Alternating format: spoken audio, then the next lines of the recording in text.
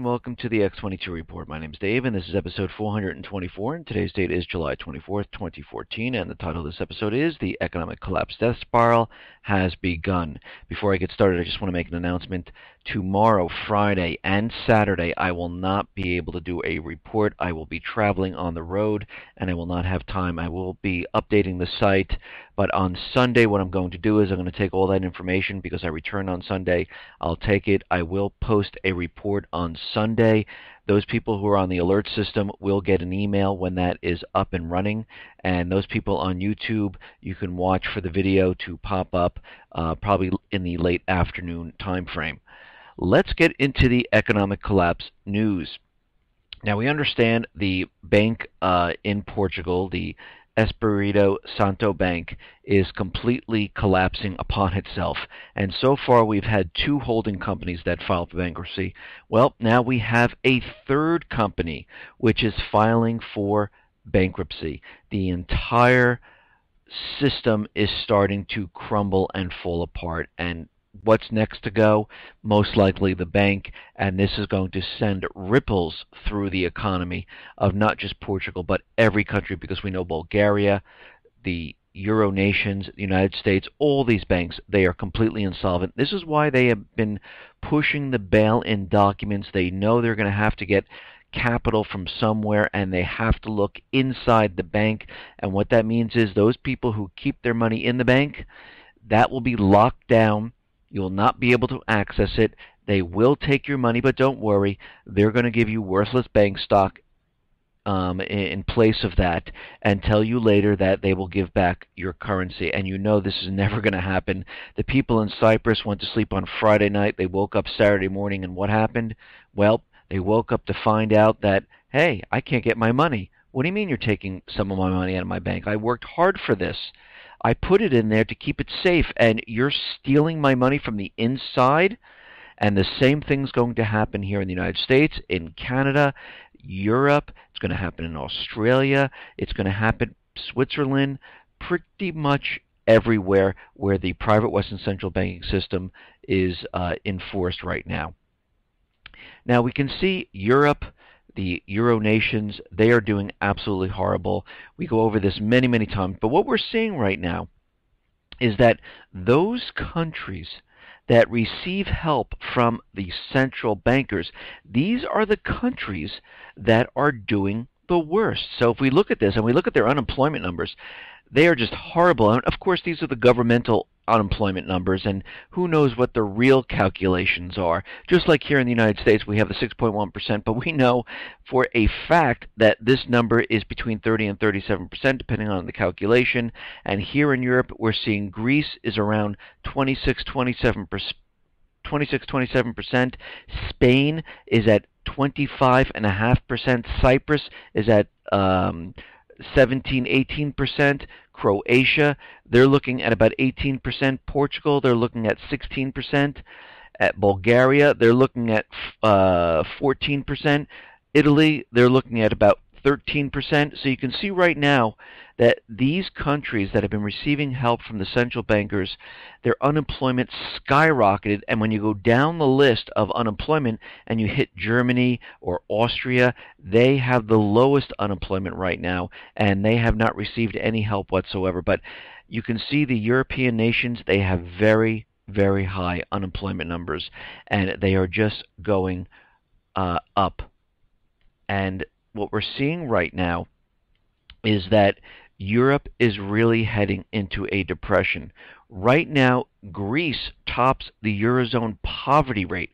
Greece ranks first in the Eurozone and fourth among the 28 members of the European Union for the percentage of its citizens living on or below the poverty line, according to this new report that came out. The study conducted by the Foundation for Economic and Industrial Research found that just over a third, 34.6% of Greeks, some 3.7 million individuals, were living on less than 60% of the national median income in 2013.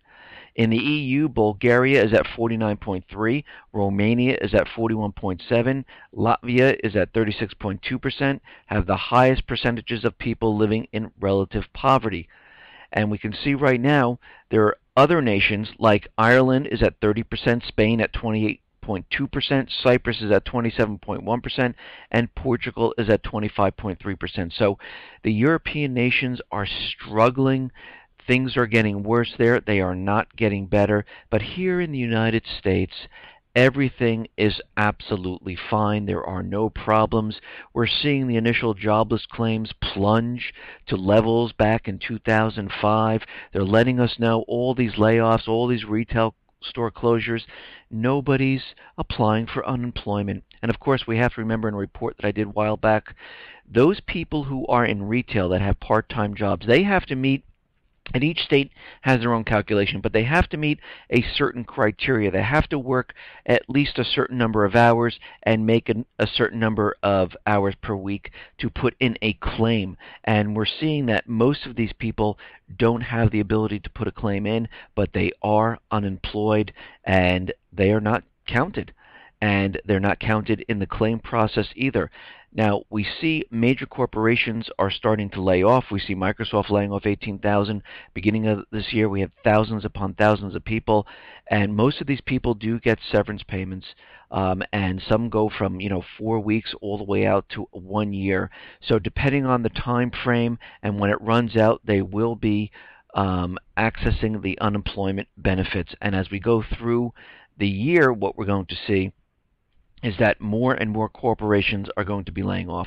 Now, the Labor Department is saying, don't look too closely at these jobless claim numbers, even though they're very good, because what they're saying is that we have a lot of auto shutdowns during the summer, which is true, and they're saying that the summer is a very volatile time of the year, so we might see this number really tick up as we come out of the summer, and I'm sure it's going to really tick up by quite a bit. Now, it looks like Bombardier is going to be laying off about 1,800 people. Yesterday I said Dick's Sporting Goods in their golf pro shop, they were laying off 400. Well, they upped it to 78 more people. Round Point Mortgage letting go 166 people. Now, if the real estate market is booming, it's recovering, it's rebounding, more people need mortgages, right? Because who has all that cash in their pocket to go out and buy that house? Not many people. So that's why they use a mortgage. That's why they get a car loan. But they're laying off people. The question is why? Why did Wells Fargo, Citibank, JP Morgan Chase, Bank of America lay off tens of thousands of people starting back in August of 2013 going through this year? Because they realized the people that are buying the houses are not the Americans. It is the investment companies. It is the hedge funds. It is foreign nationals from China and other nations coming in and purchasing in cash. So there's no need to go get a mortgage. But you have to remember, the base of this economy is the American people. They lost 38% of their wealth during 2008. A lot of people had foreclosures. There were a lot of short sales. A lot of people had their credit ruined. They couldn't find jobs. They're underemployed. So Americans are just not buying homes right now. And we're seeing this spread throughout the country. We're seeing prices level off. We're actually starting to see them dip. We're seeing houses staying on the market longer and longer. And back in, I think it was like March or something, I said there was going to be a little bump in the summer, and we did see the bump in the spring, summer, and now we're seeing the complete decline of real estate. Now, right now, U.S. manufacturing dropped from 57.3 to 56.3. This is the biggest miss on record and the second miss in a row. New export orders weakened, manufacturing production fell, input costs surged, and employment tumbled to 10-month lows. Job creation slid to its lowest since last September. So we are seeing every type of industry struggling just to stay afloat right now. Now, Caterpillar, and I mentioned this in many of my reports, this is a very good indicator to see how sales are across the world, and it's a good indicator of pretty much how the economy is doing. And let me just say, Caterpillar, there is no recovery here. I know there's corporate medias out there saying they're in a recovery. The graph is in a downward slide, and starting in December of 2012 and continuing through today, Caterpillar has reported 19 consecutive months of declining global year-over-year retail sales. The last and only time it had 19 consecutive months of such a decline, guess when that was? That's right, it was 2008 when Lehman filed for bankruptcy. We are headed in the same exact direction. Now, we talk about real estate quite a bit, and I've been saying over and over that real estate is going to implode and come crashing down, and we're starting to see this already. New home sales collapsed by 20% from May to December 2012. This is the biggest miss in a year. And they were expecting to sell about 504,000. It came in at 406,000 in May, and it does not look like it's getting any better. It looks like it's actually getting worse. But don't worry, the National Association of Home Builders, remember, their sentiment was way, way up. And we're seeing the actual new home sales declining. And as we come out of the summer months, we're going to see this completely implode and crash. I went around, I looked around at properties, and this is what I'm saying. Now, this is not happening in every area because it doesn't hit every single area in one shot. It's like a domino effect. It hits certain areas. I'm looking in the northeast section, and I see prices and houses on the market for 60, 90, and 120 days. I see people lowering their prices 10,000, 15,000, not just once, twice. Now they're on their third try, because you have to remember, we're moving into August right now. They're getting nervous. They know fall's coming, then winter. Sales start to pretty much disappear as we move into that time frame because people want to be in their houses. They want to be set up and ready for school in September. And people start getting nervous now, and this is why they're starting to lower the prices. And they're getting nervous because they know winter is a very hard time to sell a home. And right now, if you haven't sold your home in the summer months, this is going to be very difficult. And I was looking in the Northeast, I was looking in the South, I was looking at the West, and I'm seeing housing starting to struggle. This is what we saw prior to 2008 crash. My sister-in-law was a real estate agent in Florida at the time. I was selling my house. I've been trying to sell it back in 2007, and all of a sudden, the people just dried up. There was no one coming to the house. I spoke to my sister-in-law that was in Florida. She didn't know what I was talking about. She said we were booming down here. She couldn't keep up with the contracts, but guess what? 6 to 8 months later or so, it completely dried up in Florida. And then the rest of the country started drying up, and everything started to collapse. And we're seeing the same thing right now. It's starting in all these areas, and it will ramp up very, very quickly as time goes on. Now, the Securities and Exchange Commission has voted 3-2 to implement a number of new rules and regulations surrounding money market mutual funds. The most significant new rule, as far as individual investors are concerned, are rules which will allow funds to impose a fee on shareholders who want to sell their shares, or allow funds to halt redemptions altogether. The Fed recognizes the possibility of preemptive runs that could spread throughout the money market sector because of these types of rules, and they're trying to pretty much say, listen, when the crash comes, we want to make sure that no one is going and removing their shares, no one's getting out of the market, and they're trying to stop people right now. And they realize by imposing these rules with fees and stopping people that might make people go and say, you know what, I want to get out of the money market right now. And it's a no-win situation because they realize the collapse is coming. They're trying to impose these rules and trying to stop what's going to happen. But guess what? They can't, because everything they do is a little signal to let you know something is wrong and you better get out of the market. And this is why most of the people, and this is my personal opinion, and this is what I do, is I only leave enough in the bank to pay bills. I don't trust the banking system. I leave it in there just to pay the bills, and everything else is someplace else. I put it in gold and silver. I have it in cash, and I make sure that I don't have my lump sum sitting in the bank, because I don't want to wake up like those Cyprus people, and I don't want to be Cyprus where they shut down the bank, I can't get my money out, and I have nothing here because all of it was in there. And this is exactly what I do, and I think most of the people should do that, and that's my opinion. Now, Europe has come out and they're trying to sanction Russia. The European leaders warn of possible sanctions with a 10-page memo of options available to them.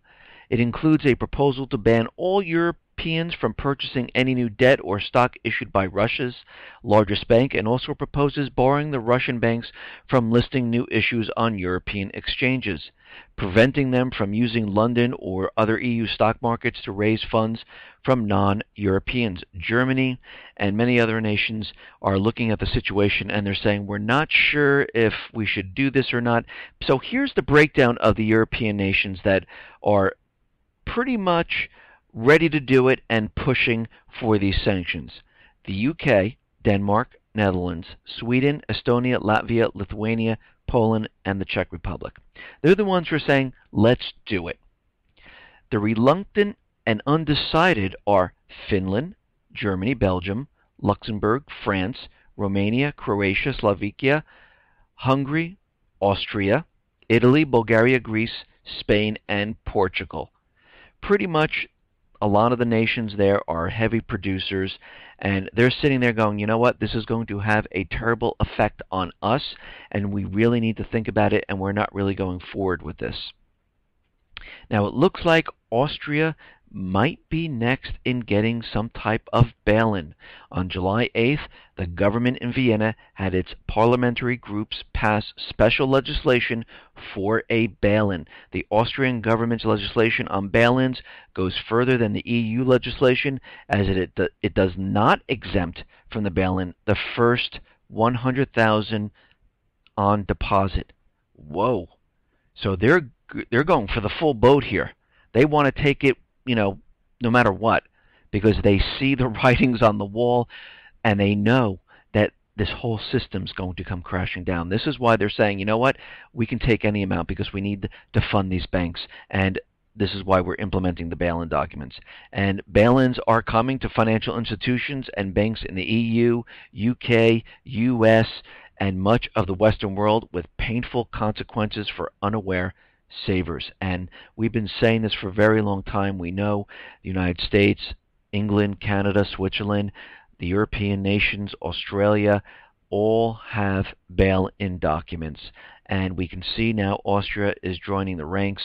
They're actually taking a step forward, but we know what's going to happen in the long run. They're just going to take as much as they possibly need to keep the system running, because they need to get that event going, and they're going to use every single person's life savings to keep their system going while they push everyone else into war. And this is exactly what they are doing.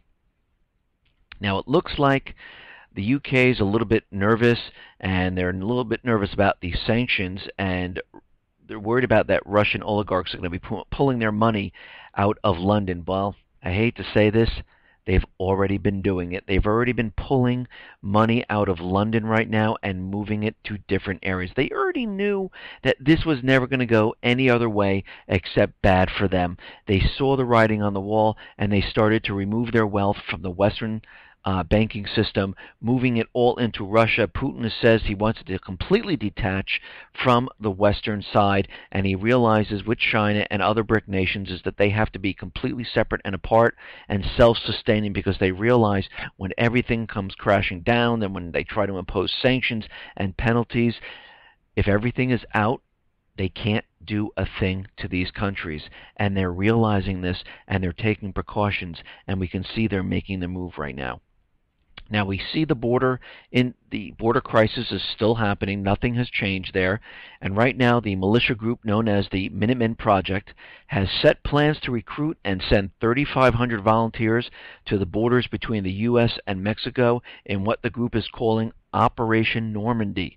Operation Normandy will provide a vital defense against the waves of illegal aliens flooding over the border in search of welfare benefits, jobs, school places, and other things. And they're getting ready to do this. They want to protect the borders. And what we're seeing right now is the Texas Lieutenant Governor. He's out there saying that that Texas is shutting down the borders. They're putting everything into place. They want to completely shut it down, and they should. No one should be coming into this country unless through the legal process. And right now, the border is wide open, and I have no problem people coming into this country. This is how this country was created, by people coming in here, but not for an agenda of a politician or a president. They set and created this incident by advertising down in the Central American countries to come to America. You have our permission. We will give you health benefits. We will give you jobs. We will give you safety. We'll give you clothing. Travel on the Beast train, which is owned and operated by the Kansas City Corporation. You can ride up here. We'll pay off the criminal element to allow you to pass through. The Mexican government's not going to stop you, and you can come all the way up because we'll keep our border agents very, very busy. And once you get here, we're going to give you a little notice that says you have to appear in front of an immigration judge. But you can go anywhere you want in the country. Actually, we'll help you. We'll bus you to about 23 different states and spread you around the country. And what we'll end up doing is, hey, we'll give you a work permit. And we'll allow your brothers and your sisters and your uncle, they'll just come across the border too, and we'll give them work permits. And then we'll put you on Obamacare, and we'll pay for it. We'll give you subsidies, and we'll pay for it. And what we're finding right now is that 90% of the illegals do not show up for the immigration court to be in front of a judge. So what does the judges do? They say, okay, let's extend the date, and we'll just move it forward. So they're not even showing up anywhere. No one's saying anything about it, and the whole thing is continually happening. And I see that Texas is calling in the National Guard. It looks like there's pressure there, and Obama's saying, oh, okay, maybe I'll push the National Guard there, but I really don't want to because this is part of my agenda. And we can see the Minutemen are doing it. We see other people are coming down there, and they're trying to lock down and close off this border. Arizona, I see they passed legislation saying that any illegal that's coming over is not allowed to get any work whatsoever. And it sounds like the illegals are complaining about this, which is absolutely ridiculous because you didn't go through the proper channels. You need to go through the proper channels. Everyone needs to be seen. Do you have a sickness? And I think there's 86 counts of tuberculosis. You have to see if someone's sick, see if someone's a criminal. And this is what happened when this country was formed. They went to Ellis Island. They checked them out. If you were sick, you were quarantined. If you have a criminal record, you were sent back. And this is exactly what they did. The same thing has to happen here. But it's part of this agenda not to have this happen. And now the borders are wide open. Now, we understand that every single country in the Western central banking system is getting ready for civil disobedience, civil disorder, I should say. And we can see that the European nations have their EU police standing by ready. They passed legislation that the EU police can go into any one of the countries if they can't handle the situation themselves. We see here in the United States we have DHS. They can go and work with local law enforcement as long as they're in compliance and do what they say. Remember, DHS is the military police for the U.S. government. They take orders from them. Right now, they're dormant. When they become active, you're going to see a completely different organization. The Federal Reserve has a 1,000 plus police force which is continually growing. The President of the United States says this private police force is like any other police force in the United States. The question is, why does the Fed need a police force, and why do they have to be like any other police force that is in the United States? Why? Because the central bankers are nervous. The UK, guess what? They ordered water cannons because they know civil disorder is coming, and they just got delivery. 3 water cannons purchased by the London Metropolitan Service. They just received the water cannons. They have them now. They're waiting for, I guess, the licenses so they can implement them, but they know They will need them, and this is why they have them, and now they're here. So we can see what's going on here. We understand that each one of these countries realize when this system comes crashing down, even when they have this event to blame it on someone, the system's still crashing. That hasn't stopped. People are going to be shocked, surprised.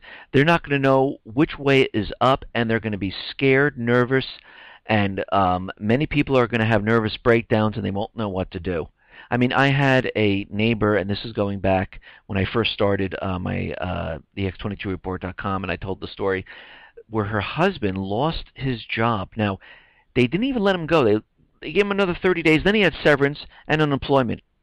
She locked herself in the house for 1 week, and all she would say is, everything is done. We're gone. I can't believe this is happening. We're doomed.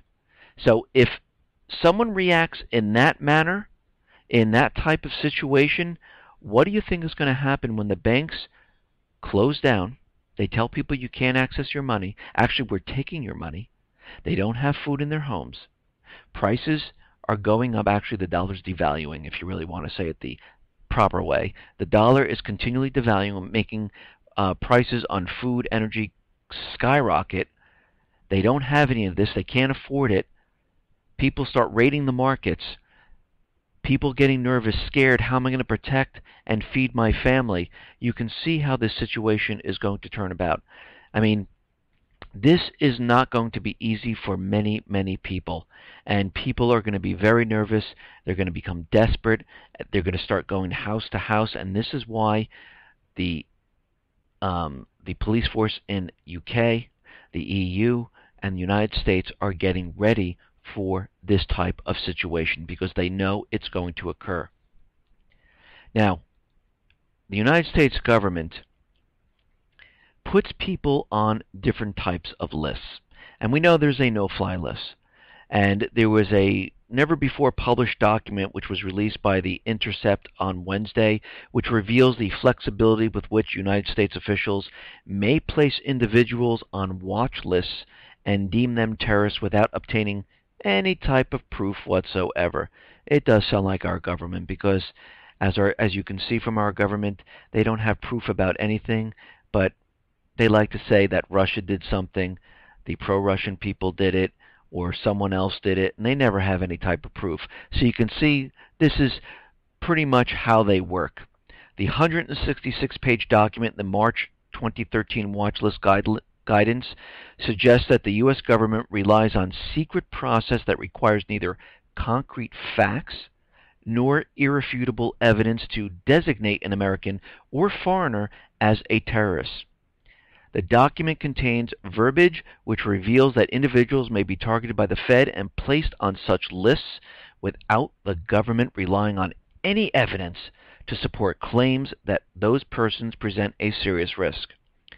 In another part of the document, the journalists write, uncorroborated social media postings are considered fair game when it comes to deciding whether or not to place a person on such a watch list. Single source information, the guidelines state, including but not limited to walk-in, write-in, or posting on social media sites, however, should not automatically be discounted. The nominating agency should evaluate the credibility of the source as well as the nature and specificity of the information, and nominate even if that source is uncorroborated. So they don't really care. They're just making the list the way they see fit. They look at the name, they look at the person, they look what's going on, they're saying, yes, this person's a threat, put them over there. Furthermore, in other instances, federal agents may elect to nominate someone to be placed on a watch list due to the contents of their pockets at the time of being searched. According to a report, a specifically requests that any card with an electronic strip, hotel card, grocery card, gift card, frequent flyer cards are suspect. The government is secretly blacklisting people as suspected terrorists and giving them the impossible task of proving themselves innocent of a threat they haven't even carried out. What happened to you're innocent until proven guilty? Now they're saying you're guilty and you have to prove you're innocent. How do you do that? Think about that for a second. How do you prove now that they've already said you're guilty of doing something when you've never done it? How do you prove that you never did it? It's a very difficult task, and this is why the Founding Fathers said you're innocent until you're proven guilty that you did do something. And they make it impossible for you to get off of any of these lists because why? They don't want you to get off of them. Now, going to the Malaysian airliners here, the Russian aviation expert wants to be involved in decoding the MH17 flight recorders. A representative of the CIS Interstate Aviation Committee will now take part in decoding the data from the flight recorders. Remember, these flight recorders have been sent to the UK under Dutch supervision. Russia wants to be involved in this, and they're saying other countries should also be involved in taking a look at this information. Now, Russia saw the evidence that the United States put out. You know, that 2010 map? It's on my site. It's a 2010 map, and they drew in some, yellow, orange, green lines, and they're saying, yes, this is where the missiles were fired. We know it. We have evidence. And Russia's saying, well, let me ask you a question. If you have this satellite evidence, why don't you produce it? Show us that you are seeing this in the satellite information. Otherwise, where are you getting this information from? And of course, as always, the United States never has any type of proof whatsoever. It is always lip service. And every time they produce something that it's either on YouTube or Facebook or Twitter, it is always debunked. Where is all this intelligence information from the NSA, from the satellite imagery, from the armed forces? Where is all this information where they're spying on everything? They have nothing? Does this stuff work outside of spying on the United States people? Or the government officials of other nations? Can they do anything else except that? Or was this completely designed just to do that type of task, to spy on government officials and the people of the United States? Now, we know Ukraine, the puppet regime, was out there, and the United States was out there saying that the pro-Russian people picked up the black boxes and they're tampering with the information. Well, this is debunked once again. The Dutch investigators came out and said they received the black boxes and they were not tampered with whatsoever. Now, Russia is out there and they're saying that Ukraine has shelled Russia about 9 times. They fired into Russia about 9 times. They have proof. They have photographs. They show where the trajectory of these shells came from.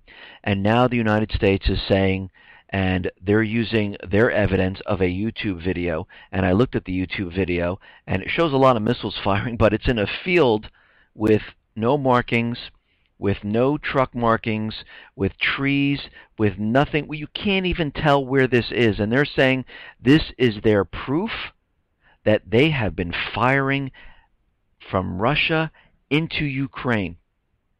And this is what they're using. And of course, what this goes on to say is that we have new evidence that the Russians intend to deliver heavier and more powerful multiple rocket launchers to the separatist forces in Ukraine, and we have evidence that Russia is firing artillery from within Russia to attack Ukrainian military positions. And this is coming from Marie Harf. Harf, speaking at a regular meeting briefing, said the information was based on intelligence reports, but as always, we can't give you that information.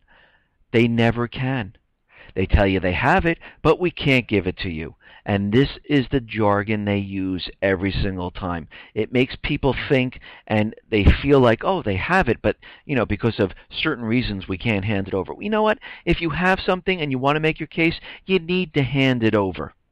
Now, it looks like inside Ukraine there are major, major problems, and I see why the president is now sending over advisors to Ukraine. It looks like Yatsenyuk decided to resign. He resigned because of the coalition collapse. Yatsenyuk says he resigns also because government laws failed to pass. It looks like they couldn't get what they wanted to happen there, and it looks like some of the government officials that were put in there prior to the coup d'etat, who were selected, are now starting to say, okay, things are getting a little crazy here. They're not working out. This false flag event is not going where we thought it was going to go. And this whole thing is starting to really go down nasty here. We lost Crimea. We lost the southeastern section. We only have the west. And Obama now is sending in advisors to help out. Well, they're sending them in to pretty much regroup and come up with a brand new plan. Now, NATO's Poland base may be prepared for a blitz against Russia. NATO's Europe commander is stockpiling a base in Poland with enough weapons, ammunition, and other supplies to support a rapid deployment of thousands of troops against Russia. General Philip Breedlove's idea would be presented to members of the alliance at the upcoming NATO summit.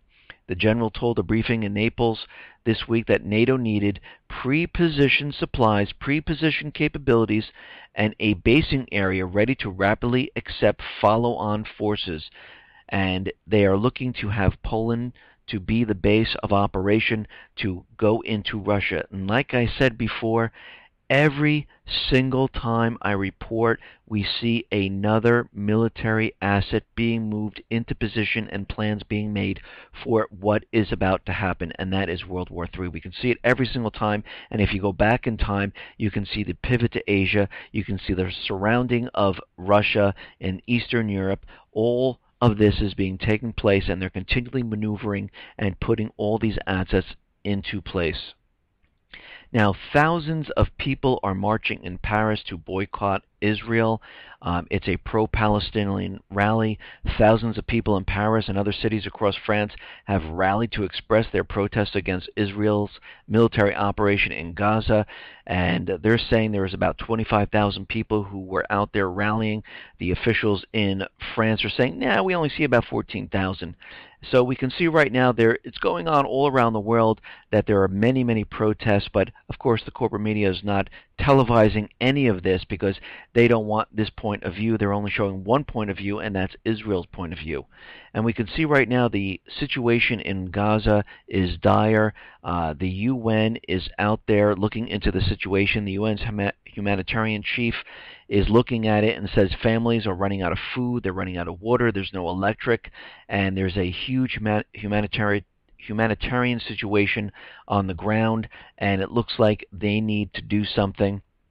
The BRICS right now, they are voting on war crimes probe into Gaza. Member of the BRICS bloc voted in Geneva on Wednesday in favor of a Palestinian draft submitted to an emergency session on the UN Human Rights Council to investigate alleged war crimes committed during Israel's assault on the Gaza Strip. Brazil, Russia, India, China, and South Africa were among 29 countries in the 46-nation council which voted for the resolution titled Ensuring Respect for International Law in the Occupied Palestinian Territories, including East Jerusalem. Guess who vetoed this? The United States. The U.S. voted against the resolution while 17 other, mostly European, members abstained. What does this tell you? They want this operation to go forward. They want Israel removing and destroying Gaza. Now, Hamas is out there and is saying, listen, we would like a truce right now.